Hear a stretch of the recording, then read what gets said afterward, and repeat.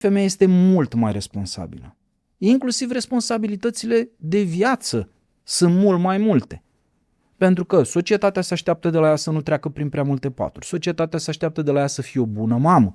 Societatea se așteaptă de la ea să fie o bună angajată. Societatea se așteaptă de la ea să fie o bună prietenă, să fie într-o relație minunată cu soacra, să fie foarte bine cu ea însă, să se aranjeze. De foarte multe ori în depresie recomand și consultul unui psihiatru. Validarea este în cadrul familiei. Și ai o grămadă de treabă în cadrul familiei. Să te valideze soacră ta, socrul tu, copilul, nevasta, să ai o sumă întreagă de ritualuri, să mergem la film, să mergem la teatru, să mergem la spectacole, să mergem la dansuri. Și totuși, de ce, de exemplu, cel puțin așa se spune, de ce narcisistul revine mereu după despărțire? De ce vrea femeia? Nu știu dacă zic înapoi, de ce vrea asta și dacă spun ceva greșit, tu mă corectezi pentru că... Pentru că are un ușor segment de psihopat. Și pentru el, din nou spun, pentru narcisist, dacă se ridică unul din sală în timp ce el cântă și pleacă, e mai interesant decât ceilalți care au rămas să aplaude. Salutare, salutare și bine v-am regăsit la un nou episod Glow by Ramona. O promisiune este o promisiune sau cum mai zic în engleză băiețelului meu, a promise is a promise. Așa cum am mai spus-o, am zis că o să revină un invitat la un nou episod de podcast aici și iată că se întâmplă și este o premieră, pentru că este pentru prima oară când revine un invitat și este o adevărată plăcere. Constantin Cornea, psiholog, gata, m-am și obișnuit cu numai dumneavoastră, a dispărut.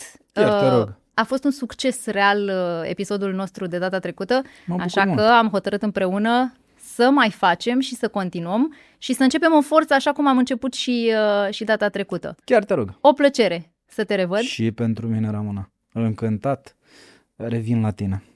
Spune-ne, gelozia este dovadă de iubire sau de nesiguranță? Și. Ok. Pentru că vrând nevrând atunci când iubești, și nesigur. Ai teama faptului că s-ar putea să-ți pierzi partenerul, partenera, ai teama că nu te vei ridica la înălțimea așteptărilor ei, multiple așteptări, din perspectivă financiară, din perspectivă socială, din perspectiva carierei, din perspectivă sexuală. Da, pentru că o parteneră, un nou parteneriat presupune să te obișnuiești, să cizelezi valorile celor doi. Și atunci eu când mă cuplez cu cineva sau oricine se cuplează cu cineva, te gândești dacă cumva te apropii de tot ce și-a dorit persoana respectivă. Și incontestabil asta dă o anumită nesiguranță. Tocmai de asta la început ne îndrăgostim pentru a se mai tăia cumva din nesiguranță. Dacă ne-ar fi lăsat Dumnezeu fără senzația aceea de îndrăgosteală, cred că nu eram atât de mulți pe planetă. Poate eram a 1000 aparte. Când devine totuși gelozia toxică? Pentru că... În momentul în care nu mai poți controla. Gelozia poate fi un factor de progres. Poți să te întrebi, uite, din punct de vedere matrimonial, care au fost așteptările tale? Cât de mult mă apropii? Cât de mult mă apropii de idealul tău de bărbat? Cât de securizată te simți în relația cu mine? Cum crezi tu că îți vei îndeplini visele alături de mine? Crezi tu că dacă vom avea un copil împreună pot fi un tată bun? Sunt eu oare un amant bun cum te-ai așteptat tu să fiu? Sunt eu oare un prieten îndeajuns de bun pentru tine, astfel încât să simți că îți deschizi sufletul în momentul în care vorbești cu mine? Sunt eu un partener de drum pe care te poți sprijini pentru a face împreună o viață minunată, pentru a avea împreună o viață minunată sau nu? Astea sunt lucrurile bune, pentru că asta ne ajută să progresăm în relație, asta ne ajută să ne cunoaștem unul cu celălalt și să vedem reperele celuilalt. Devine toxică în momentul în care întrebările astea mă bântuie mai mult decât este cazul. Îmi schimbă starea, îmi schimbă felul de a te privi, mă face cumva să pun o presiune sau o tensiune exagerată pe tine sau pe relație, încep să am tot felul de nemulțumiri, tot felul de comportamente în spatele cărora se ascunde nemulțumirea sau frica, nesiguranța mea, plus o infinită doză de control când îți doresc să-l controlezi pe celălalt pentru a nu-l pierde. Și atunci este maladivă pur și simplu, pentru că celălalt nu este proprietatea ta. Pe celălalt, pentru a-l avea, trebuie să-l recucerești tot timpul. Și e normal, repet, să ai anumite nesiguranțe pe care să le discut cu tine. Oare a fost bine aseară? Erai cam obosit. Ok, data care vin cu mai multă energie. Oare a fost bine dimineața când am pregătit micul dejun? A fost cam mult. Am cam aruncat din el. Oare a fost bine ieri când am făcut un program pentru noi, să mergem la un film, să mâncăm niște floricele? Da, a fost bine. Și în felul acesta, pentru că noi, românii în general, avem tendința de a băga sub covor toate lucrurile astea. Tu ai așteptări, eu am așteptări, nu le spunem și așteptările tu le vorbești cu prietena ta. Mi-ar plăcea să, ce minunat ar fi să. Mai ții minte când eram eu cu George și făcea nu știu ce, oare de ce ăsta nu face? Mai ții minte când am fost cu Cătălin, băi, ce amant superb era, oare de ce ăsta nu? Oare o fi cândva? Spune-mi mie, Ramona, care sunt așteptările tale și chiar dacă crezi că sunt peste potențialul meu, mă ajut să mă potențez. Corect. Există o diferență între gelozie feminină și gelozie masculină? Nu, nici poveste. Suntem la fel de geloși și unii și ceilalți. Acum depinde, am spus-o întotdeauna, chiar și la tine, în orice relație unul iubește, celălalt se lasă iubit. Dacă eu simt că tu mă iubești din calea afară, nu mai am chiar atât de multă gelozie, pe când la tine gelozia este mare. Pentru că tu ești cea care iubește, pentru că tu ai toate temerile din relație că s-ar putea să mă pierzi, gelozia la tine este mai mare. Și în orice cuplu se întâmplă, unul să iubească, celălalt se lasă iubit. Știu că noi românii spunem, nu, că la noi amândoi ne iubim egal.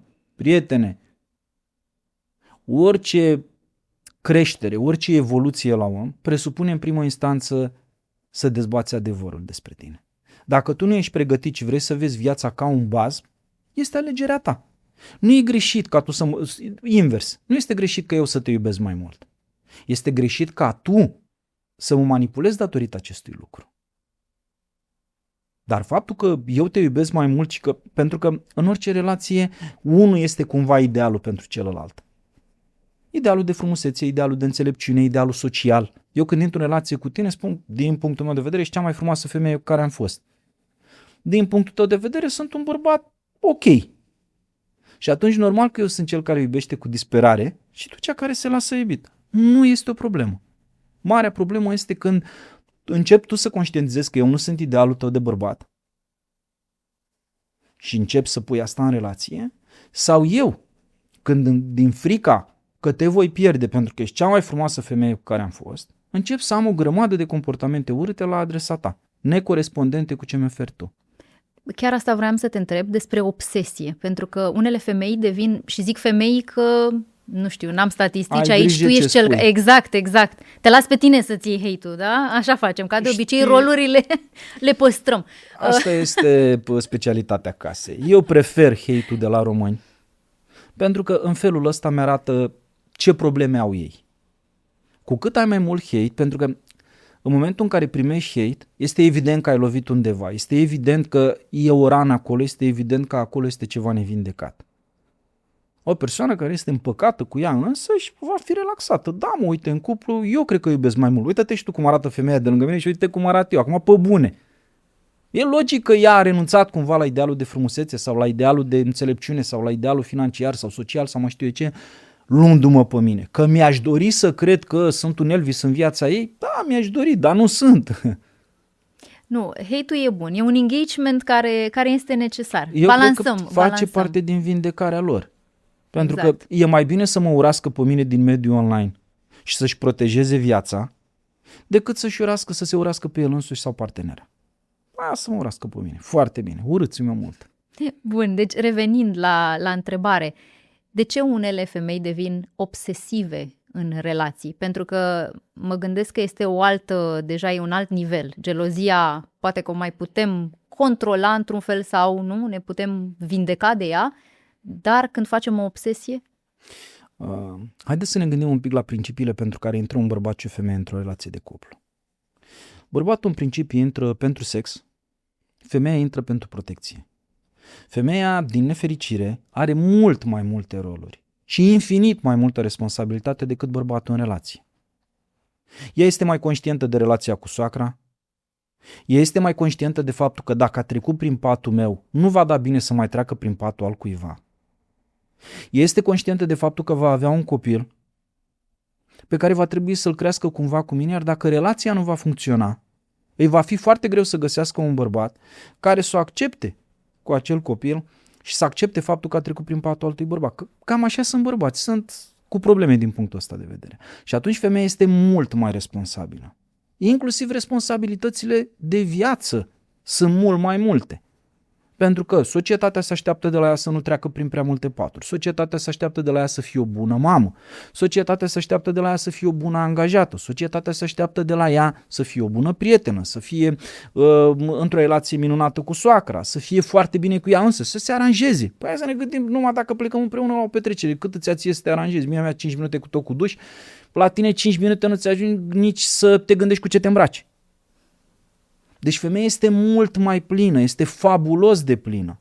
Și dacă bărbatul s-ar apleca să cunoască acest univers, uită-te, de la tine plec în mall. O să vezi femeile dezamăgite de partenerul lor pentru că el nu poate intra în lumea lor. Îmi place să merg cu tine la cumpărături, să văd ce ți-ar plăcea, ce ți-ar sta bine, să le probezi, să văd că ești încântată, să văd că, nu știu, că ai un cult al propriei tale personalități. Și atunci, tocmai pentru că în buchet femeia este reprezentarea a tot ceea ce am spus până acum, de înmulțit cu 10, totul la 10, ea este mult mai responsabilă, mult mai conștiincioasă. Și e normal să facă cumva o obsesie pentru partenerul ei, pentru că acolo își pune toate ouăle. Acolo își pune toate speranțele, toate visele. Bărbații fac mai rar lucrul ăsta, nu că nu o fac deloc, să nu fiu înțeles greșit. Sunt și bărbați care fac lucrul ăsta, dar mult prea puțini, cum de altfel sunt și femei care nu fac asta, dar mult prea puține și în general valorile marginale în economie nu sunt luate neapărat în calcul. De aceea femeia poate face obsesie, pentru că are temerea faptului că ulterior cu un copil cu o anumită vârstă va găsi mai greu. Aici este diferența între noi și societățile occidentale. În Occident, englezoaica, franțuzoaica nu dă 2 bani pe partener. Se îndrăgostește, are o relație, are un copil sau 2, pentru că acolo societatea se ocupă de mamă, mult mai mult decât se ocupă la noi. Acolo școala este gratuită, spitalul este gratuit, sportul la un anumit nivel este gratuit. Ea nu are niciun fel de treabă, nu are nevoie de bădăranul de acasă să se sprijine pe el. Nu ești bun? La revedere, își găsește altul. La noi nu este neapărat așa și tocmai de asta societatea ar trebui, sau guvernul ar trebui să se ocupe mai mult de societate și mai mult de mame decât de orice altceva. În loc să se ocupe de primarii aia mici care conduc 10 familii într-o comună, ei fiind întreținuți social din punctul meu de vedere, nu mamele, avem 3086 de primari. Când o să fiu președinte o să avem 6. Maxim. Exact cum are New York, care are populație mai mare decât România activă. Și e New York. Da. Are foarte multe există foarte multe elemente în administrație. Și atunci 3080 de primari și dublul lor viceprimari și consilieri și așa mai departe ori să plece acasă. Tocmai ca să avem bani pentru mame și pentru copii. Tocmai pentru ca tu, dacă vei aduce pe lume un copil, să nu mai declanșezi o obsesie. Să-mi spui, prietene, eu am 1000 de euro de la stat pentru fiecare copil, care mă va ajuta, tocmai pentru că am dat toți primari afară. Nu mai avem nevoie de ei, nu avem nevoie de administrație. 3080 de primari pot fi înlocuiți, foarte simplu, cu un automat de cafea, căreia îi mai pui încă 3 puncte, ce vrei, certificat de deces, uite aici, ce vrei, certificat de căsătorie, uite aici, ce vrei, nu știu ce, acolo. Apeși pe buton și se ocupă automatul respectiv. Și în felul acesta vom avea în sfârșit bani pentru ceea ce contează. Pentru că o mamă care nu are nevoie de partener peste medie, ci are un parteneriat cu partenerul ei, va fi o mamă limpede, o mamă zâmbitoare. Și bărbatul va conștientiza că acea femeie va rămâne cu el nu pentru că nu se descurcă fără el, ci pentru că îl acceptă în viața ei. Pentru că poate fi un bun exemplu, pentru că poate fi un bun părinte, pentru că este un bun companion pentru femeie. Da. Atâta timp cât nevoia femeii, nevoile femeii nu sunt satisfăcute, nevoile de bază, să poată să fie mamă, să poată să se ocupe de puiul ei, normal că pune lucrurile acestea și le așteaptă de la partener. Ar trebui să rezecăm lucrul ăsta să nu mai existe. Ai născut un copil, chiar și din flori. Ai 1000 de euro din partea statului în fiecare lună să te ocupi de el. Da, practic am tăiat dependența asta. Să nu mai fim dependente. Corect. De ce? Pentru că am vorbit în episodul trecut că femeile iartă infidelitatea. De ce femeile iartă infidelitatea, dar nu iartă lipsa de atenție? De ce lipsa de atenție cântărește mai greu? Pentru că atenția este elementul de bază pentru femeie, prin care arăți că îți pasă de ea, o iubești, îi cunoști nevoile, îi cunoști necesitățile, ești un partener de drum pentru ea. Așa că ai înșelat, femeile fiind și mame, sau pregătindu-se să fie mame, te văd așa ca pe un copil mai năzbut. Las că își revine el, cam bea, își revine el, cam înșeală, își revine el, cam joacă jocuri de noroc, își revine el. Voi aveți o înțelepciune, pentru că responsabilitatea față de copil, repet, vă fac mult mai înțelepte decât sunt bărbații. Dacă de mâine s-ar da o lege și s-ar spune, indiferent unde se naște copilul, va fi în seama tatălui, abia atunci bărbatul va înțelege ceea ce la femeie este nativ. Și aș da o lege și de genul ăsta. Da. Revenind așa către obsesie, de ce se verifică telefonul de către partener? E un lucru normal? E un Din lucru punctul meu de rău? vedere, da. E un lucru absolut normal. N-ai ce să ascunzi tu în telefon față de mine, n-am eu ce să ascund în telefon față de tine. Aberațiile alea, cum că ce vorbești tu cu fetele pe grupurile tale sau ce vorbesc eu cu băieți, șterge-le, mă. Dacă tu crezi că prietena ta spune niște chestii intime pe grup pe care eu nu vreau să le aflu, pentru ce Dumnezeu le păstrezi? N-ai memorie? Oricum, ea s-a plâns acum 1 an de zile de George care a părăsit tu, acum 3 ani de zile s-a lăudat cu, nu știu, John, care făcea sex bine. Oricum tu știi lucrurile astea. Pentru ce le-ai păstrat pe un grup? Telefonul trebuie să fie la liber. Eu când ajung acasă pun telefonul pe masă. Bun, pe principiul dacă nu am ceva de ascuns, Sau pe principiu, dacă nu lași telefonul la liber, înseamnă evident că ai ceva de ascuns. Știu că și aici va fi, hei, bă, tu nu înțelegi, că sunt niște discuții pe grup. Aristotele. Boliviu, n-ai ce să ai tu un telefon. Decât dacă ești vreun spion internațional. Și mă îndoiesc că 99,999% dintre cei care își ascund telefonul sunt spioni internaționali. Ok? Să nu poți să-l lași la dispoziția partenerul lui.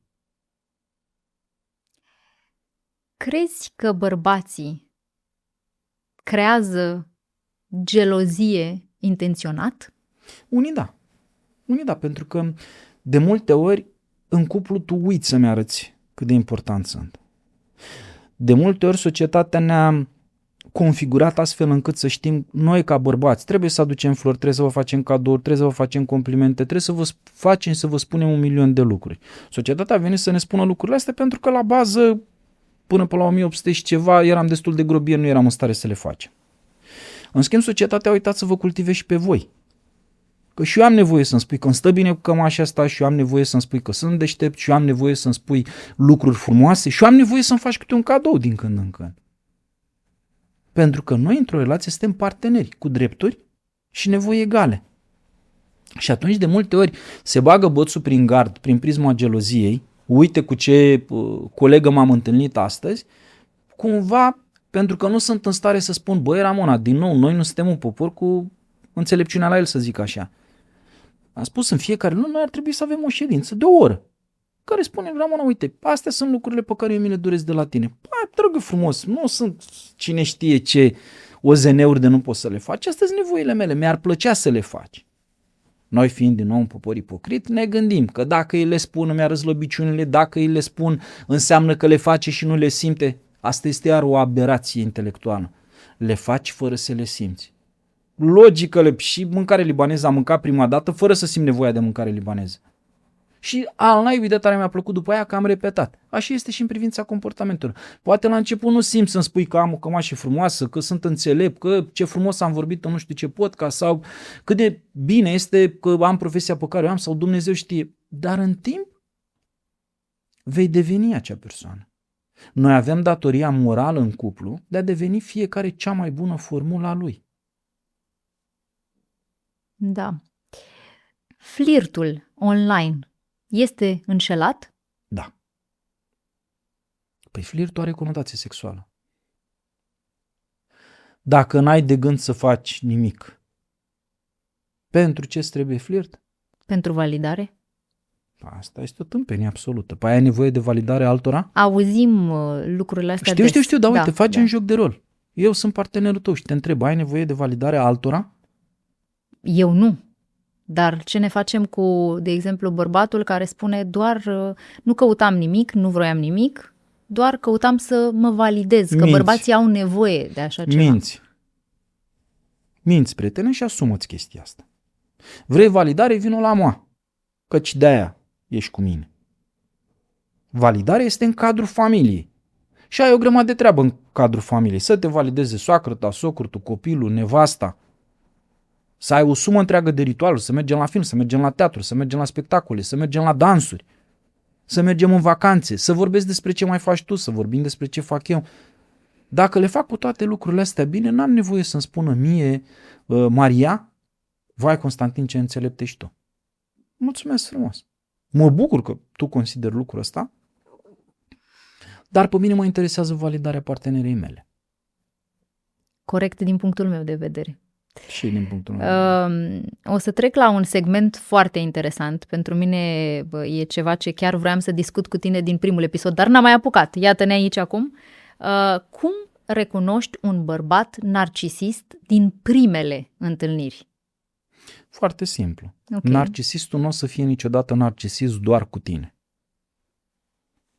În primele întâlniri îl vezi cum se îmbracă, cum se comportă și cum vorbește despre fostele relații. Bun. Cum se comportă și cu restul prietenilor, că un narcisist per se, adică cel pe care îl poți diagnostica cu tulburare narcisică, e unul care vrea ca toată lumea să se închine la el. Inclusiv tu. Și vei vedea că el nu vrea o relație cu tine în adevăratul sens al cuvântului. Cum mai vin și spun, păi la început m-a păcălit, că nu se comporta așa. El nu e narcisist.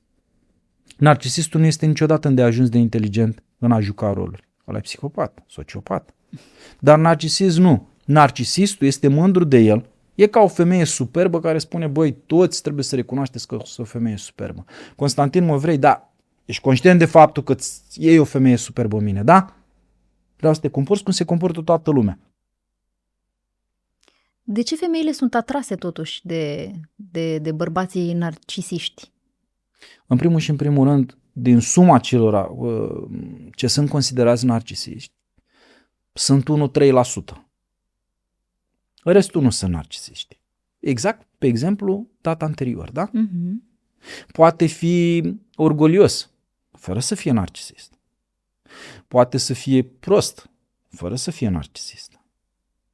Narcisismul, per se, repet, este unul care este, că de la mitul narcis pleacă, unul îndrăgostit de imaginea proprie și care are senzația faptului că, fiind absolut superb, toată lumea ar trebui să-l idealizeze. El nu joacă roluri. Pentru că, în general, narcisistii sunt proști. Sau nu sunt foarte înțelepți. Și nu poate juca roluri plurivalente. El joacă doar rolul bărbatului care consideră că este cineva, ceva, sau femei, și tu intri, știi, lumea pentru el este ca lumea pentru un cântăreț aflat pe scenă. Tot restul lumii este undeva în sală și trebuie să îl idealizeze pe el. Dar un narcisist poate iubi cu adevărat? Nu. Nu, el este ușor alexitimic. Nu simte neapărat. Ce simte el este doar ceea ce își dorește el. El vine, cântă pe scenă și vrea ca toată lumea să aplaude. Atunci el consideră că este cu adevărat ceea ce își dorește el să fie. În rest, dacă nu te-ai ridicat în picioare și n-ai aplaudat, nu e bine. Totuși, care ar putea fi diferența între un bărbat sigur pe el și un narcisist? Un bărbat sigur pe el, în primul și în primul rând, va avea respect pentru femeia de lângă el. Și totuși, de ce, de exemplu, cel puțin așa se spune, de ce narcisistul revine mereu după despărțire? De ce vrea femeia? Nu știu dacă zic înapoi, de ce vrea asta și dacă spun ceva greșit, tu mă corectezi pentru Corect. că... Pentru că are un ușor segment de psihopat. Și pentru el, din nou spun, pentru narcisist, dacă se ridică unul din sală în timp ce el cântă și pleacă, e mai interesant decât alții care au rămas să aplaude. El are un sentiment al părăsirii din punctul ăsta de vedere. El vrea idealizare în permanență. În acest motiv am dat exemplul ăsta care cred că ar trebui să fie edificator pentru toți cei care ne urmăresc. Narcisul este de cele mai multe ori mai degrabă interesat de ăla care pleacă din sală decât de restul sălii. Deci, Constantin, e adevărat că, cum mai auzim, că un narcisist te mai întâi vânează, nu? Vânează persoana respectivă, ca mai apoi să spunem așa, mai filozofic, să o închidă într-o Nu, ăla e pușcă. psihopatul. Nu. Ok. Ăla este psihopatul. Pe Bun. diagnostic diferențial nu trebuie să facem diferența între lucrurile astea. Da. Pentru că auzim destul de des că narcisistul e cel care, știi, se duce și... De neprofesioniști, pentru că avem o grămadă de cucoane care își dau cu părerea în psihologie fără să-i făcut vreo școală în domeniu. Ok. Nu. Narcisistul, repet, este pe o scenă rotundă și toată lumea este de jur împrejurul lui. În permanență. El se așteaptă ca tu să vii spre el. Nu depune el eforturi prea mari să vină spre tine, pentru că e narcisist. Ăla care depune eforturi să vină spre tine jucând roluri, poate fi sociopat sau psihopat. Diferența între sociopat și psihopat este că psihopatul are niște planuri foarte bine puse la punct și sociopatul e mult mai împrăștiat. Bun. Narcisistul nu vine spre tine, nu este interesat de tine decât dacă tu îl aplauzi. El începe să te vadă pe tine când în penumbra sălii tu te ridici mai abitir în picioare și aplauzi. Mi-ar trebui o tipă ca asta, dar din poziția aia, eu sus și tu vii spre mine. Deci, teoretic, scăpăm mai ușor dintr-o relație cu un narcisist, mă gândesc, decât cu, iată, un sociopat. Incontestabil. Bun. Incontestabil. Pentru că de cele mai multe ori cei despre care cultura publică vorbește ca fiind narcisiști. Ne repet, sunt sociopați sau psihopați. Narcisistul se diferențiază, dar ca aceste cucoane care își dau cu părerea să poată înțelege ce înseamnă narcisism, ar trebui să înțeleagă și ce înseamnă sociopatia, psihopatia, ca să poată să-și dea paranoia. Pe un diagnostic diferențial, de cele mai multe ori îi găsești acolo. În tulburare paranoidă, în psihopatie sau în sociopatie, nici pe departe în narcisism. Nici pe departe în narcisism. Noi am băgat toate tulburările bărbatului cu un orgoliu peste medie, cu un comportament inadecvat femeii, pe toți am făcut narcisiști. Da, pentru o femeie care a făcut în clasa 11-a psihologia, poate fi narcisist. Pentru că ea n-a fost la ore și pentru că nu s-a predat. Nu s-au predat în cadrul psihologiei tulburările de personalitate. Dar dacă îți dai cu părere despre chestii de genul ăsta, fără diagnosticul diferențial, tocmai de asta este frumos. Am mulți psihologi cu care lucrez, care vin spre mine pentru a învăța această formă de diagnostic, pentru că pentru a pune un diagnostic trebuie să spui și de ce nu sunt celelalte tulburări. Cred eu că e narcisist. Foarte bine, pot să cred în Dumnezeu.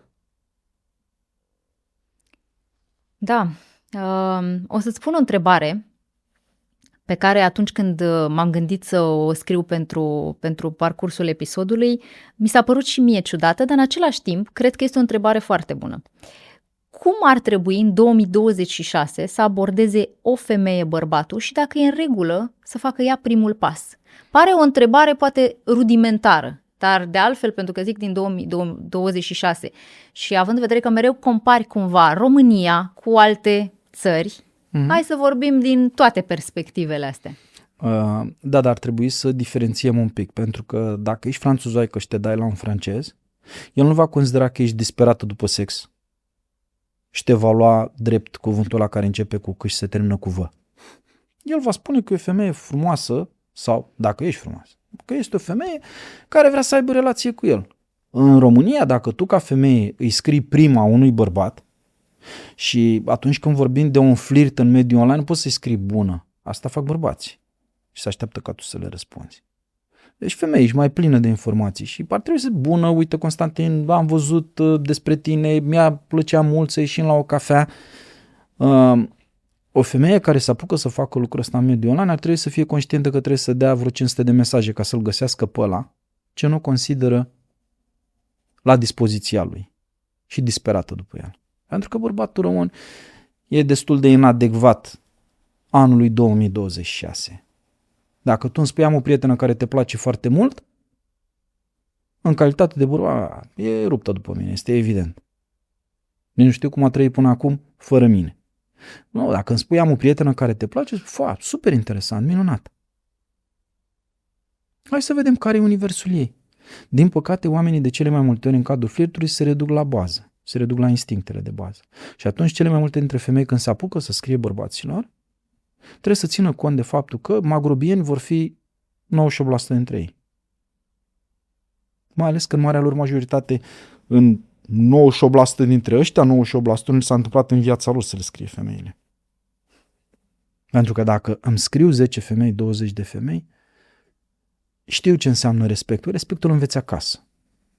Știu ce înseamnă respectul, știu ce înseamnă să spun, băi, sunt într-o relație acum, îmi pare rău pentru prietena ta, dar acum sunt într-o relație, o relație fabuloasă, o relație minunată. Dacă vreți așa în extensul să avem vreo prietenie, nici așa nu merge pentru că nu va fi de acord partenera mea. Am să mă duc acasă să-i spun, știi, iubita mea, Ramona la care am fost la podcast are o prietenă care mă place și eu mă gândeam să fim prieteni cu toții. Apoi am și eu o colegă care are un prieten care mă place. Nu vrei să-l aducem și pe el să fim ca friends? Nu se va putea lucrul ăsta. Și atunci spun, singura regulă pentru o femeie care își dorește să fie ea emancipată în a cuceri bărbați, trebuie să țină cont de faptul că e minunat că este emancipată, numai că este într-o țară neemancipată. Bun. Vreau să vorbim un pic și despre depresie la femei și anume, iată, cum se manifestă depresia la femei în relații. În termeni simpli, prin tristețe. Depresie înseamnă tristețe, cum de altfel anxietate înseamnă frică. Depresia vine dintr-o sumă întreagă de factori. Vine din dezamăgire, de cele mai multe ori. Mă așteptam ca tu să. Și atunci eu îi spun, spune-i ce te așteptai și ieși din rolul de femeie în care el ar trebui să simtă. Asta este o mare imbecilitate relațională. Eu am intrat în relație cu tine și tu ar trebui să simți ce-mi doresc eu ca bărbat și eu ar trebui să simt ce-ți dorești tu ca femeie. Neinteresant. Tocmai de-aia ne-a dat Dumnezeu dulcele grai românesc, să ne exprimăm sentimentele, dar și dorințele și așteptările. Uite, Ramona, și ce mi-ar plăcea mie într-o relație? Uite asta, uite asta, uite asta. Băi, Constantin, aici e cam mult, aici e cam puțin. Super, minunat, hai să vedem. Poate ceea ce consider tu a fi prea mult acum este pentru că în relații, în fostele tale relații a fost prea mult. Dar poate cu mine prea mult nu va fi prea mult. Sau poate eu am considerat că e prea, n-am avut niciodată în relații și vreau prea mult într-adevăr și o să descoper că e prea mult în relația cu tine. Noi spunem că vorbim, că comunicăm. Nu comunicăm, noi verbalizăm frustrări. Și de obicei încep cu mă așteptam să nu știu ce. Mă așteptam ca tu să simți, mă așteptam ca tu să înțelegi, mă așteptam ca tu să faci. Dar ce sunt eu, mă, Sfânta Precista, să-ți cunosc eu ție așteptările? Nu sunt. Poate o relație toxică să ducă la depresie? E incontestabil. Păi, o relație toxică te duce în depresie, anxietate, tulburări de comportament alimentar, tulburări ale somnului, tulburări ale vieții sexuale, crize ale stimei de sine sau scăderea stimei de sine. O relație toxică te distruge. Adicții. O relație toxică te distruge, te mănâncă la interior, te face praf. Spune-ne ce înseamnă o relație toxică. Pentru cineva care acum se uită la noi, se consideră, crede că e pe acolo, dar nu știe sigur. Cum ne dăm seama că suntem într-o relație toxică? Atunci când nu ne bucurăm de relație. În termeni simpli. Dacă eu mă întâlnesc cu tine și ai să-mi spui mai multe lucruri negative și vrei să te plângi în permanență de partener, tu ai relație toxică. Ori ai tu o problemă, ori ești într-o relație toxică. Bun. Eu când te întâlnești cu mine vreau să spun, bă, uite ce chestii mișto am făcut cu partenera mea.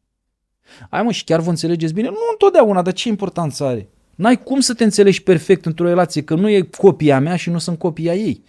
Asta e din nou o aberație de facto. Nici o relație nu trebuie să meargă 100% bine, că n-are cum, sunteți două sisteme de valori pe aici, pe acolo și de multe ori în punctele esențiale, cum spunea Caragiale, diferiți.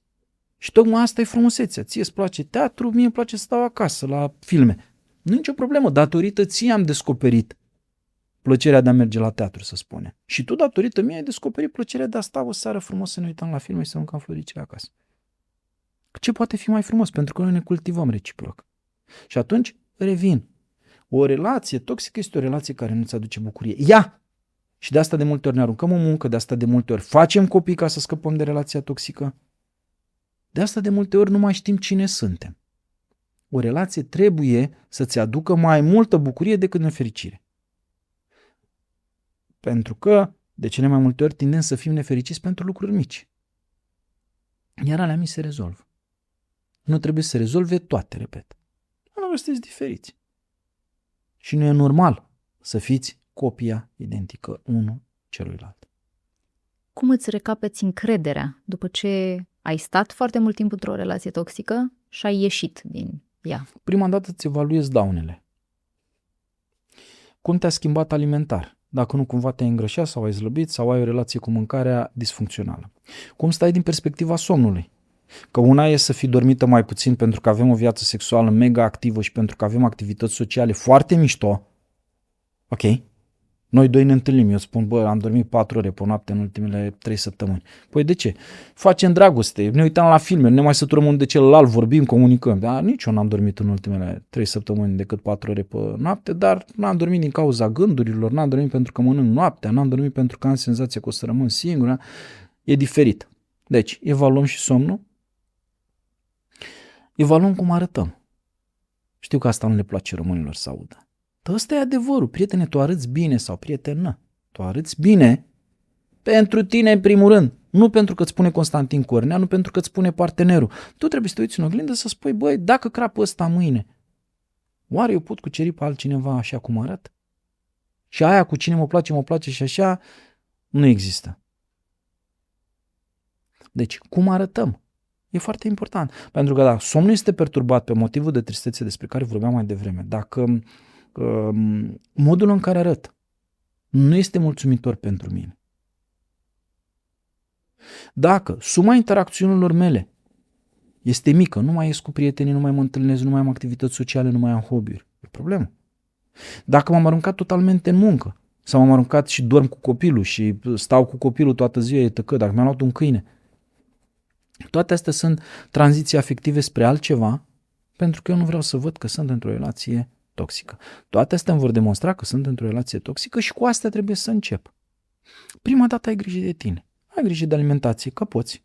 Ai grijă de sport. Și sport nu trebuie să mergi la cele mai jmechere săli. Poți să ieși să alergi în spatele blocului. Poți să-ți iei o bicicletă de cameră, o bicicletă eliptică. Poți să faci orice. Pentru că în fond și la urmă urmei avem internet cu toții și sunt o grămadă de filmulețe cum poți lucra cu greutatea ta la tine în casă. Te-ai întins un prosop pe jos și faci exerciții. Să arăți bine tu pentru tine. Pentru că s-ar putea și partenera să-și modifice comportamentul, dându-se seama că tu nu mai ești o victimă pentru care nu trebuie să lupte, ci dându-se seama că tu devii o variantă pentru care, dacă nu luptă, va suferi o pierdere. Corect. Totuși, ce nu ar trebui să accepte niciodată o femeie într-o relație? Dar nu numai o femeie și un bărbat. Agresiunea fizică, agresiunea verbală, astea sunt de netolerat. Adică, chiar dacă avem idei diferite, ar trebui să folosim ton adecvat, pentru că suntem o echipă. Noi ne certăm și urlăm pentru lucruri mici și facem rău. Spunem că comunicăm. I-am spus idiotului de nu știu câte ori să nu mai întârzie de la serviciu, că nu știu ce face el cu prietenii lui. Dacă vorbești așa, tu l-arunci în relația aia. Ce să vină să vadă o persoană isterică acasă? Tu te-ai plăcea pe tine dacă ai intrat pe ușă? Crede-mă că nu. Pentru că facem schimb de rol. Întârzi tu la serviciu și îl găsești pe el acasă cu făcălețul în mână, să vezi dacă ești încântată. Asta e și regula empatiei, să te pui în rolul celuilalt. Și atunci, revin. Nu acceptăm agresiunea fizică, nu acceptăm agresiunea verbală, nu le tolerăm. Nu acceptăm divergențele de opinie pe un ton ridicat. Aia nu este comunicare. Nu acceptăm să facem o plăcere a celuilalt sau multiple plăceri ale celuilalt care mie nu mi-aduc bucurie. Mă gândeam aici din toate lucrurile pe care le-am discutat deja. Am uitat să întreb ceva legat de depresie. Am vorbit despre depresie la femei. Dar cum se manifestă depresia la bărbat? E diferit? Sau vorbim tot despre aceeași tristețe? Deci, depresie egal tristețe. Îți modifică, repet, greutatea corporală. Te duce până în agorafobie sau claustrofobie. te face să nu mai simți plăcerea de a trăi. În schimb, depresia poate fi de două feluri. Depresie raportată la tine, ca partenera mea, sau raportată la restul vieții mele. Am făcut depresie din cauza mamei, din cauza serviciului, din cauza prietenilor, din cauza unei boli. Dacă e depresie legată de tine, atunci relația este toxică. Dacă e depresie legată de alt factor, evident, nu e vorba despre relație, este vorba de să rezolvi lucrurile alea. În ambele situații, depresia se poate rezolva. În situații mai grave, cu episoade depresive majore, peste care eventual se mai pun niște tulburări de personalitate și așa mai departe, poate fi necesară chiar internarea. Și recomand internarea, mai ales atunci când se vorbește de suicid sau când se caută ca depresia să fie tolerată și tolerabilă de către depresiv prin adicții. Uneori o internare te poate face să vezi viața altfel. De foarte multe ori în depresie recomand și consultul unui psihiatru, pentru că nu este o problemă să iei niște medicamente antidepresive care nu ești erou dacă îți depășești singur depresia. Ba din contră, ești erou dacă găsești ca la o durere de cap. Nu stai să te învârți prin casă. Ne e teamă de medicamente care ne poate influența stările pentru că sunt psihiatrice. Dacă te doare stomacul, face același lucru. Dacă te doare piciorul, te face același lucru. Omul modern a devenit intolerant la durere. Orice durere fizică o rezolvă prin medicamente, orice durere sufletească spune nu când dau dependență.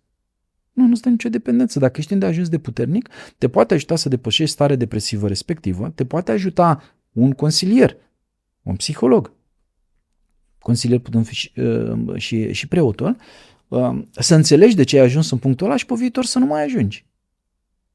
Da.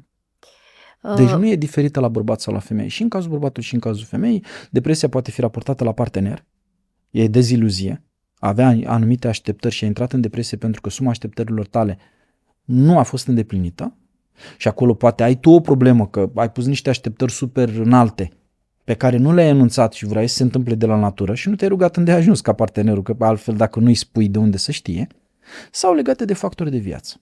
Da, mi-ai răspuns practic, aveam și o întrebare legată de dacă depresia, bineînțeles, are legătură sau poate avea legătură și cu traume pe care le-ai avut din copilărie. Mă gândesc că da. Adică cumva ai acoperit și incontestabil, aspectul ăsta. Numai că trauma din copilărie, dacă te duce pe tine într-o depresie acum, nu are legătură cu trauma din copilărie. Are legătură cu ce ți s-a întâmplat acum. Dacă pe tine te-a mușcat un câine în copilărie la 3 ani și te mușcă și câinele meu acum la 30, nu are legătură cu câinele de atunci, cu durerea resimțită atunci. Are legătură doar cu frica care s-a instalat atunci față de câini și care de data asta ți se reconfirmă. Deci o dramă din trecut, o traumă din trecut trebuie reconfirmată printr-o altă dramă sau traumă din momentul ăsta. Eu de asta nu vorbesc despre traumele trecutului, decât dacă ele te bântuie în momentul ăsta sau îți dau niște comportamente inadecvate sau niște nemulțumiri inadecvate legate de tine sau de terți. Bun. Vorbeam mai devreme despre validare. Bărbații sunt mai influențați de validarea altor bărbați? Da, pentru că sunt mai competitivi, într-o oarecare măsură. Și competiția este mai pe față decât la voi.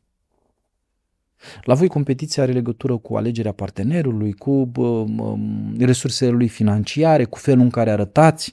Pe când la bărbat, felul în care arată nu este atât de extraordinar de important, pentru că, vrând nevrând, voi sunteți multe mai frumoase decât noi și aveți posibilitatea de a vă înfrumuseța în plus. Bărbații nu prea fac, nu se machează, nu se rujează, nu se aranjează excesiv, e mai simplu pentru bărbați. În schimb, ei se bat pe alte fronturi. Ce ceas are unul, ce mașină are celălalt, ce realizări are celălalt. Deci performanțele din perspectiva asta, în privința validării, sunt un pic diferite la femeie și bărbat. Nu totalmente, dar sunt un pic diferite.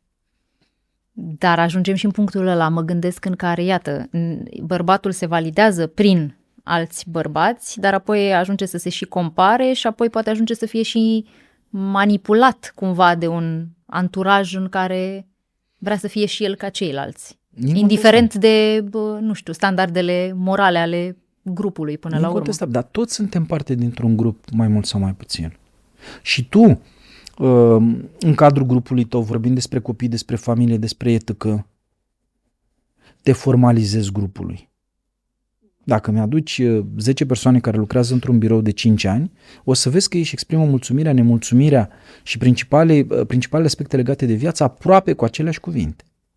Okay. Noi suntem copia mediilor în care funcționăm. Dacă bărbatul tău intră într-un mediu cu bărbați care joacă tenis și consumă droguri, va face și el mai devreme sau mai târziu lucrurile ăla.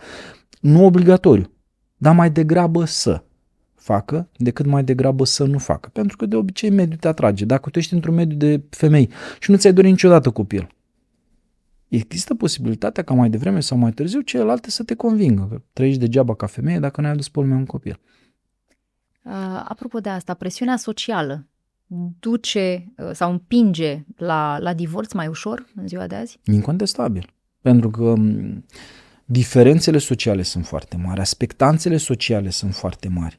Mediul online, care n-a existat, vine și creează presiune. Și pe imaginea femeii, și tu când te uiți pe Instagram și vezi o grămadă de femei care arată absolut superb și îmbrăcate și dezbrăcate și ca bărbat și ca femeie, îți imaginezi că ăla e standardul de frumusețe. Și ca femeie și ca bărbat. Iar asta creează presiune. Când te uiți din nou în mediul online și vezi o grămadă de alte fete care au succes, nu știu, vorbind despre șampoanele pentru mătreață. Bă, da, eu care vorbesc despre psihologie, care vorbesc despre natura umană, de ce n-aș avea succesul ăleia? Întotdeauna am fost într-o competiție, numai că acum s-au înmulțit factorii de competiție. A apărut automobilul, au apărut apartamentele, au apărut ceasurile, au apărut telefoanele, au apărut și astea toate sunt motive de competitivitate.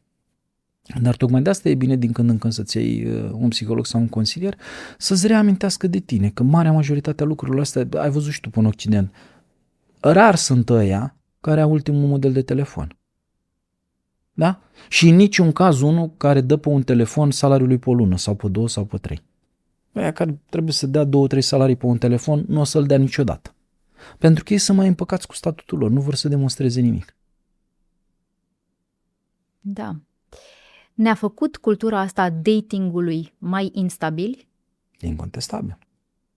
E incontestabil pentru că acum știi că e la un click distanță, un Tinder, un Bumble, un Academic Single sau mai știu eu ce. Sentimente.ro sau Sunt singură, Come to Take Me. Toate lucrurile astea îți spun, inclusiv prietenele tale care au divorțat până acum, până era tehnologiei, luai mai greu contact cu alte persoane. Acum ești în contact permanent pe grupuri de WhatsApp eventual, cât și pe grupurile de Facebook sau mai știu eu ce, cu o grămadă de lume.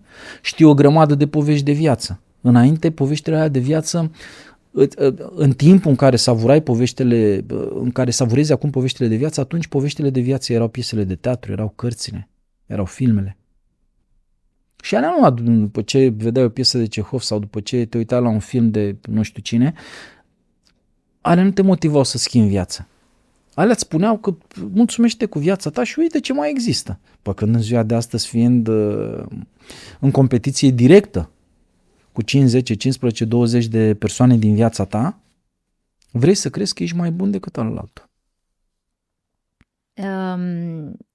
Ce distruge mai rapid iubirea? Ai vorbit mai devreme despre lipsa de respect. Și acum te întreb, ce distruge mai rapid iubirea, să-i spunem? Rutina sau lipsa respectului? În primul și în primul rând, lipsa conștientizării dorințelor celuilalt. Ăsta e primul motiv. Pentru că în înțelepciunea lui omul modern a uitat să vorbească despre el partenerului.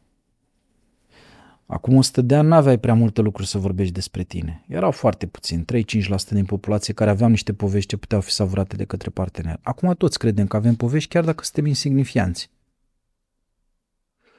Și atunci cea mai mare problemă este că eu intru într-o relație cu tine, tu intri într-o relație cu mine, tu ai așteptări, eu am așteptări, nu le discutăm. Noi mergem pe principiu, ne iubim, ne placem, hai să avem o relație mișto. Iubirea nu este de ajuns într-o relație. E bine să fie. Dar cei mai mulți nu intră în relații pentru că iubesc. Sau pentru că și-au luat idealul de partener și le e greu să-și recunoască treaba asta. Și atunci, cea mai mare problemă în relație este că nu știm unul despre celălalt. De multe ori întreb, cine-i partenerul tău? Păi, George, 40 de ani. Lasă-mă asta, dincolo de asta. Cine e el? Ce îi place să facă? Ce îi place să audă? E un nenorocit, îi place să bea cu prietenii. Ok, dă la partea asta. Ce îi mai place lui să facă? Ia gândește ce ai putea să faci astfel încât să nu se mai ducă să bea cu prietenii. Păi, în primul rând, să nu mai bea și vedem după aia. Păi în primul rând, ajută-l să facă chestia asta ca să nu mai treacă prin asta. În al doilea rând, în loc să-i vorbești despre ce ți s-a întâmplat ție sau prietenilor tale în 2 ore, habar n-are cine ești tu după alea 2 ore, le-ai mai și obosit. Vorbește despre tine, despre așteptările tale. Nu te plictisești după ce că ai o viață eternă să o mai și exprimi în 2 ore și să spui că asta simt să fac. Păi dacă simți asta să faci, ești bolnav. Și știu că o să ne luăm hate pe chestia asta, de-aia am făcut și pauză, ca să le lăsăm loc să comenteze. Nu e normal că eu să vin acasă să simt în fiecare zi nevoia, să-ți povestesc ce viață ternă am eu. Atunci sunt bolnav. Atunci am dispoziție distimică. Are o formă de depresie întinsă pe ani și ani de zile. Este normal să vin acasă, spun, băi, ce fericit sunt că ești. Iar ești, mă, cu mine astăzi. E fantastic astăzi. Cea mai mare înțelepciune au copiii relațională. Ai văzut vreun copil să vină la celălalt și povestezi rapid. Ba, m-a bătut tata, hai să ne jucăm. Da? Ca în filmele indiene. 1, 2, hai să dansăm. 1, 2, hai să dansăm. Superb, așa e viața. Asta e viața. Vin acasă, băi, Ramona, iar te-am găsit, mă. Minunat. Mai ales pe mine, nu-i așa? Da. Și eu pe tine. Superb. Stai să vezi ce i s-a întâmplat unui prieten. Pe scurt. Păi a apărut tu, George. Ghinion, putem să o ajutăm cu ceva? Păi nu, stai să vezi cum a apărut tu. Ce importanță mai are? A apărut tu? Da. Nu mai e, George. Păi da, s-a dus la psiholog și a spus că ar trebui să înțeleagă ce a greșit în relația cu George. Lasă să înțeleagă când îl cunoaște pe Călin. Pentru că e posibil ce a greșit în relația cu George să nu fie valid în relația cu următorul partener din viața ei. Nu mai bine ne concentrăm pe ce își dorește ea să o ajutăm să-și găsească un partener. Și să înțeleagă că, Doamne, ajută că a părăsit-o acum. Care tot restul vieții ei. De astăzi, de când a părăsit-o, și a început restul vieții ei, în care chiar poate fi fericită. Oricum era nefericită. Bine că a părăsit-o, chiar n-ar fost în stare să plece. Păi așa vezi tu lucrurile, ești bărbat, ești rațional, nu înțelegi prin ce a trecut ea. Nu! Voi 2 sunteți defecte, că nu înțelegeți că rămâneți într-o plângere din asta supremă și nu vă bucurați de viață. Viața e despre bucurie. Care e bucuria când de 6 luni de zile mai ai făcut capul țândări, cu cât suferă ea în relația cu partenerul ei? Și ți-am spus de la bun început, să plece, hai să-i găsim pe altcineva. Păi nu, că ar trebui să rezolve. Băi, uneori mașina se strică atât de tare încât costă de 10 ori mai mult valoarea ei să o repari. Păi n-ar trebui să ducă în terapie de cuplu cu el? N-are ce face cu banii, mai bine banii aia să-i bage în masaj, în relaxare, în filme, în teatre, să iasă cu tine și să o ajutăm să-și găsească un alt partener. Este evident că nu se potrivesc, evident că sunt o relație toxică. Păi ce relație toxice nu se rezolvă? Ba da, unele, nu toate. Sunt foarte curioasă dacă la terapie ai și cupluri care se află în relații sănătoase. De ce ar veni? Și este recomandat? Chiar dacă avem o relație sănătoasă. Suntem fericiți. Da, e mentenanță. E foarte bine. Am propus proiect de lege pe tema asta. Asta vreau să spun, că că e un alt nivel, nu-i așa? Să nu mai vină doar cei care sunt afectați, care au probleme, ci hai să comunicăm personal. Mai bine, nu știu. La mine în cabinet se întâmplă mai multe lucruri. Putem să plecăm de la afecțiuni și atunci e psihoterapie și putem să ajungem în dezvoltare personală. Se spune, cum spunea Iurga, numai prostul învață în experiența lui, deșteptul învață în experiențele altora. Uite bă ce facem noi în cuplu. Suntem încântați de viața sexuală, suntem încântați de vacanțe, suntem încântați de felul în care comunicăm, suntem încântați de. Iar un terapeut bun nu va băga bățoaia, mă, chiar așa. Nu, hai să vedem, mai sunt și alte lucruri mișto pe care le puteți face. Îți mai spun un secret pe care trebuie să știe toată lumea, că de-aia e secret. În cabinet oamenii vin pentru a spune cât de nasoale sunt relațiile lor. Relația cu partenerul, relația de muncă, relația cu copilul, etc. Și eu de multe ori întreb, hai să vedem prima dată ce e mișto în viața ta. Pe care ulterior, cu faptul că tu consideri că dacă vii și îmi vorbești numai de partener care e distrus și care te distruge, te ajută la nimic. Spune-mi despre tine, cine ești tu. Te consideri frumoasă, te consideri deșteaptă, te consideri că vârsta te ajută. Că astea sunt ingredientele care te pot ajuta ulterior să te vezi tu mai bine pe tine, ca eventual să te vadă și el mai bine și dacă nu te vede el mai bine, să te vadă altcineva mai bine. Noi avem problema asta de popor posomorât. Păi dacă am intrat într-o relație, trebuie să rămânem într-o relație. Nu există trebuie să rămâi într-o relație. Într-o relație rămâi atâta timp cât ai demnitatea și bucuria respectată. Dar ce spune despre un partener dacă mâine eu, Ramona, folosesc exemplul tău, mă duc acasă, îi spun partenerului meu că aș vrea să facem terapie. Consider că există niște aspecte în relația noastră pe care aș vrea să le rezolvăm prin terapie, iar partenerul, pentru că sunt foarte multe cazuri de genul ăsta, spune eu nu am nevoie de terapie. Corect. Eu sunt exemplar. Eu consider că în relația asta... Sau ce ai să ne proșezi tu, sau ce poate să ne spună ăla și nu putem să ne spunem noi. Ce spune asta despre un asemenea răspuns și despre... Că e limitat.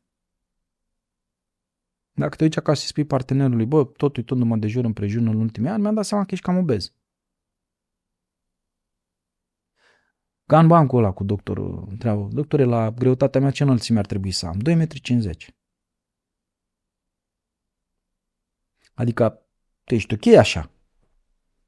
Doar că aceeași greutate ar trebui întinsă pe încă 1 metru, pentru că altfel ești cub. Și el spune, da nu, eu n-am nicio problemă. Eu mă plac așa. Înseamnă că eu nu plafonat.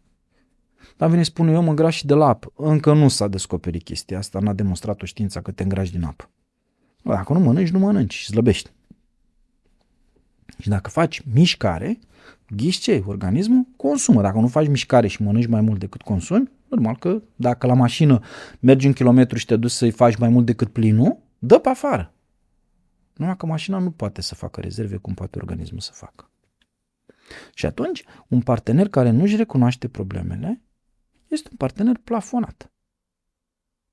Poți să mergi în terapie să descoperi dacă formula pe care ai folosit-o tu este adecvată relației cu el. Poate ai fost prea intruzivă. Sau poate n-ai avut răbdare ca el să înțeleagă ce vrei tu să-i transmiți și de ce ai merge în terapie. Sau poate nu e partenerul potrivit. Da. Pentru că nu este obligatoriu, noi ne spunem marea asta minciună, dacă eu m-am îndrăgostit de prietena ta, e partenera potrivită. Prietene, tu nu te îndrăgostești. Sau mai e exemplul ăla stupid din psihologie că tu cauți un model anume. Niciun caz psihologic. Eu când am văzut-o pe prietena ta, habar n-aveam cine e. Da, tu nu vezi că tu cauți același fel de fată. Fată? Măi, de prost. Pe când am venit la tine aici la înregistrări, în spate era o tipă mișto. Și te-am întrebat cine e tipa asta. Știam eu despre ea că a făcut ca adres, ca nu știu ce, că habar n-aveam, era o tipă mișto. Ea despre mine, nici nu mă văzut mediu online. Aceea am plecat de și te-am întrebat cine e tipul ăla, era interesant și am ascultat ce vorbea. Bă, mi interesa, mă. Poți să-mi faci cunoștință cu ea? Nu că tu urmărești un pattern. Ai, lasă-mă. Bun. Nu știi nimic despre celălalt. Nu urmezi un pattern. Și noi fiind o societate bolnavă, ce pretinde că e sănătoasă, patternul nostru ăsta este. Treaba femeilor e să ascundă defectele lor, treaba bărbaților să se ascundă defectele și treaba fiecăruia odată ce a intrat în cuplu e să-și demonstreze unul celuilalt că sunt defecți. Da. Asta e o întrebare care poate fi așa generală, dar nu e o întrebare generală. Câte cupluri sunt cu adevărat fericite? Câți oameni aflați într-un cuplu sunt cu adevărat fericiți? La noi? La noi. Începe cu 0, pentru că fericirea, hedonismul, bucuria de viață, după 5-10 ani, la amândoi în mod egal, este foarte mică. Pentru că chiar dacă se mai întâmplă o chestie la noi fiind o nație de pătimași, presupunem că eu m-am cuplat cu prietena ta, ea cu mine și cumva noi ne înțelegem foarte bine. Un factor incredibil de important rezidă din faptul că ea vine cu niște probleme din societate și le aduce acasă sau eu vin cu niște probleme din societate și le aduc acasă, ceea ce ne strică bucuria ăla, iar din nou și din nou iar nu este un cuplu fericit. Pentru că noi acasă ar trebui să venim să ne împărtășim lucrurile bune, dar eu simt nevoia. Am spus mai devreme, dacă tu simți nevoia de să te puni de o perioadă de timp, ai dispoziție distimică. Termină cu prostiile. Dacă ai o problemă, hai să o rezolvăm. Nu povesti aceeași problemă tot timpul. Și nu spune că nu sunt un partener bun, pentru că nu-ți povestesc de aceeași, că nu ascult povestirea ta, pentru că atunci hai să facem ceva. Cât îmi povestești despre lucrurile alea, eu beau sau mă droghez. Păi de ce să bei? Pentru că și eu trebuie să fiu defect. De ce aș fi eu in integrum sănătos și tu ai cu probleme? Hai să fim amândoi cu probleme ca să vorbim de la același nivel. Simt nevoia să-i spun. Tu te la preot ce simte nevoia să spui. În relație și să aduci partea bună din tine. Păi da, dar la serviciu am probleme. Schimbă-ți serviciu. Că nu merge el la serviciu în locul tău. Păi nu poți să-l schimbi. Vei putea. Dacă în loc să te plângi acasă de serviciul ăla nasol și păgubos, intri în relație și te sprijini și faci echipă cu partenerul, veți găsi soluții. În loc să te plângi, caută soluții. Plânsul nu este o soluție. Plânsul este o soluție dacă s-a întâmplat o situație pe care nu poți schimba. A decedat cineva drag, s-a îmbolnăvit cineva drag. Alea nu le poți schimba. Alea trebuie să te confrunți. Dar așa că ai tu o problemă la serviciu, am pe bune? Păi și ce ne facem cu femeia, bărbatul care vine acasă și spune că își dorește să fie ascultat, că a avut toate problemele astea? Cui să-i le spună? Poți să le spui partenerului că nu suntem idioți, dar nu la lung. Pentru că dacă doar te plângi, ești o problemă, ești toxică tu pentru tine. Noi ar trebui să facem un exercițiu cu noi înșine. Când ajungem acasă, ar trebui să ținem cont de faptul că partenerul funcționează cum funcționează și sistemul nostru hormonal. Dacă suntem fericiți, dăm drumul la niște hormoni, dacă suntem nefericiți, dăm drumul la altul. În momentul în care deschid gura, ar trebui să am un ceas din ăla ca la șah, știi? Unul în stânga, unul în dreapta. Vorbesc nasol. Pac, pe ăla din stânga. Cât am vorbit? 2 ore. Îți spun ce frumos ai. Pac, cât am vorbit? 10 secunde. Păi compensează 2 ore 10 secunde sau 10 secunde 2 ore? Păi mi-am luat slujbaș sau mi-am luat partener? Nu mai bine 2 ore să povestesc că ești mișto. Și în 5 minute te întreb, bă, Ramon, am niște probleme la naiba la serviciu. Uite ce fel de probleme. Cu tonusul ăsta. Nu stai să vezi. Scumpa mea povestitoare. Toată drama de care îmi povestești tu, pe care mi-o povestești tu, este inutilă și pentru tine și pentru mine. Nu că nu ți-o ascult, ți-o ascult, dar nu te ajută la nimic. Da. Ca de obicei, Constantin, cu tine aici, la fiecare episod, ți-am mai zis și o mai repet, un ochi plânge, unul râde, dar a fost o adevărată plăcere să te am alături de mine în această continuare. Ca de obicei, rămân foarte multe întrebări pe care și eu și probabil și în comentarii și în tot engagementul de care avem parte după fiecare episod cu tine le vom vedea. Dar țin să-ți mulțumesc tare mult. Și eu îți mulțumesc, că ai revenit la mine la podcast. Și vouă, ce să vă spun, subscribe, like, comment și vă mulțumesc foarte mult că mă urmăriți. Și eu l-aș transmite, fiți sincer cu voi. Excelent. Pentru că este primul pas în vindecare. Știu că sinceritatea cu noi doare, pentru că cei mai mari mincinoși suntem noi față de noi înșine. Primul exercițiu în terapie este ca la medic. Vrei să știi care sunt suferințele, să fac analizele. Păi te superi pe medic, îți face analizele și ziceți 10 rele, tot așa ar trebui să fie și la psiholog sau la preot sau cu prietenii. Băi, Ramona, cum o vezi tu și ce crezi tu că ar trebui să îmbunătățesc la mine? Nu că eu sunt o formulă nasoală a mea, pentru că uite ce mi s-a întâmplat. Ca și criminalul spune, domnule, am avut o viață dezastroasă, n-am avut ce să fac, a trebuit să-l împuși pe ăsta că eram foarte nervos. Ați avut o viață dezastroasă? Da, bun. Îl pensionăm pe caz de boală, îi dăm niște bani, n-are rost să facă pușcărie. Era normal, domnule, era foarte nervos, era foarte distrus de viață și era normal să devină criminal. Tu de ce ai furat, mă? Păi n-am bani. Și ți-ai dorit să ai bani, nu ăsta avea, da, foarte bine, mă, că ai furat, este minunat că ai furat. Tu ce ai făcut? Ai înșelat. De ce ai înșelat? Eram trist în relație. Foarte bine că ai înșelat. Păi atunci lumea are la o raznă. Un prim exercițiu este cu noi înșine. Și asta e cea mai mare problemă a poporului ăsta, fiind un popor ipocrit. Dacă îi spui un adevăr, nu e normal să arăți nasol, nu e normal să te comporți nasol. Nu e normal să crezi că tu ești perfect și restul sunt imperfecți. Nu e normal să-ți dorești perfecțiunea în celălalt. Nu e normal să zbieri să urli pentru orice. Păi vezi, domnule, ăsta e psiholog. Ăsta nici te ascultă, știu eu. Uite ce atitudine arogantă are. Ăsta nici nu te ascultă. Ba, te ascult, dar te împac cu tine. Pentru că cel mai greu pe lumea asta este să ne împăcăm cu noi înșine ca să putem să ne bucurăm de viață. Viața este bucurie. Și la mine în cabinet asta este sintagma. Haideți să ne antrenăm pentru bucurie. Că de necazuri se ocupă viața.